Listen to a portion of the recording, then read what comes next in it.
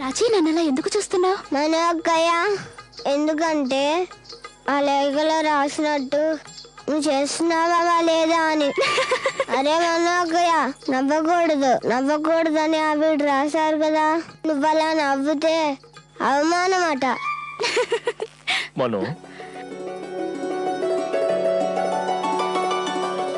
మోరపంత్ గారు, మగపెళ్లి వారంతా వచ్చేశారు. వాళ్లతో పాటు మహారాజు గారి చెల్లెల్లాంటి చెల్లెలు కూడా వచ్చేశారు. వచ్చేసారా? నేను ఇప్పుడే వస్తాను తల్లి.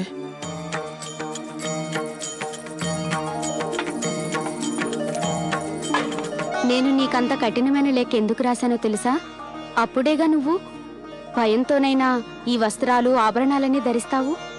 ఇలా అలంకరించుకుంటే నువ్వెంతో బాగుంటావని నాకు తెలుసు మను. ఇందు అక్కయ్య, మన అక్క ఏం కట్టుకున్నా చాలా బాగుంటుంది. మరి ఇందు అక్కయ్య, మహారాజ్ గారి పేరు కూడా రాస్తావు కదూ? అదేదో అమ్మగారు విదురులోనే రాసేశారు కదా. నా చేతిలో ఏం పేరు రాస్తావు?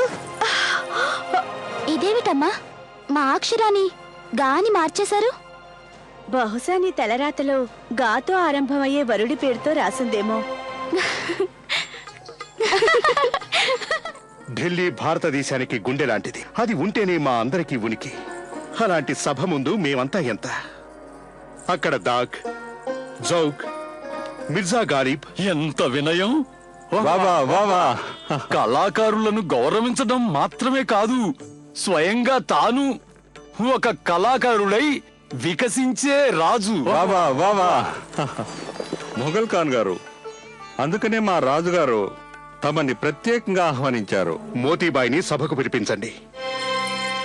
మోతీబాయి గారు, మహారాజు గారు తమని రమ్మంటున్నారు. ఏంటి? మహారాజు గారా? చిత్తం. ఉస్తాద్ మొఘల్ ఖాన్ గారు కూడా వచ్చారు. ఉస్తాద్ మొఘల్ ఖానా?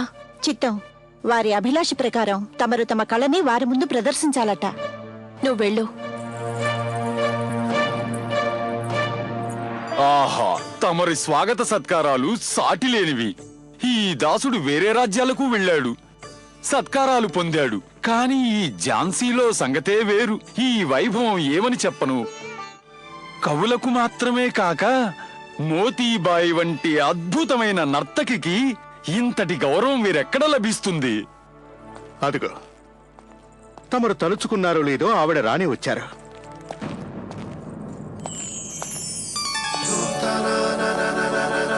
ఆహా, ఆనందం, ఆనందం, పరమానందం. ఈవిడ రాకతో అమావాస్య రాత్రిలో వెన్నెల కురిసినట్లుంది. శుక్రియా. మోతీబాయి, తమన్నిక్కడికి పిలిపించిన కారణం మా పెళ్లి శుభతరుణంలో గౌరవనీయులైన మొఘల్ ఖాన్ గారి స్వర విన్యాసాలకు తమరి నాట్యం తోడు కావాలి. మహారాజు గారి ఆజ్ఞ శిరోధార్యం. ఈ శుభతరుణంలో ఒక నాటకాన్ని ప్రదర్శిస్తే బాగుంటుంది. ఆ నాటకంలో నర్తనశాలలోని కళాకారులంతా తన ప్రతిభని ప్రదర్శించుకునే అవకాశం ఉంటుంది. ఒక నృత్యనాటికి సిద్ధం చేయాలంటే చాలా సమయం కావాలి కదా. హుజూర్, ఇతివృత్తం ఉంది, పాత్రధారులు సిద్ధంగా ఉన్నారు. కానీ ఈ ఆసక్తికరమైన నాటకంలో రాకుమారిని గుర్తించి వరమాల వేయడం ముఖ్య ఘట్టం. వాహ్ వాహ్, ఇలాంటి ఘట్టం నిజంగా ఆసక్తికరమైంది హుజూర్. తమరు గనక ఇలాంటి నృత్యనాటిక ప్రదర్శించాలని ఆసక్తితో ఉంటే తప్పక అలాగే కానివ్వండి.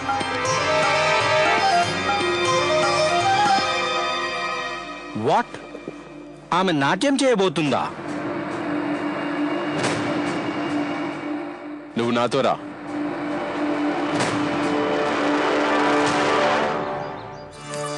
ఏం మను, చాలా సరదాగా ఉంది కదూ? సరదానా నమహమా? కూర్చొని కూర్చొని అలసిపోతున్నాను. మను, ప్రతి ఆడపిల్ల జీవితంలోనూ ఇలాంటి గడియ వస్తుంది. సరే, నేను నీకు పని పెడతాను. నేను నీ చేతిలో గోరింటాకుతో నీ భర్త పేరు రాశాను కదా, అది ఎక్కడుందో కొంచెం వెతికి చూపించు. ఏమిటి? ఎక్కడ రాసావు నువ్వు? వెతుక్కో. సరే అయితే.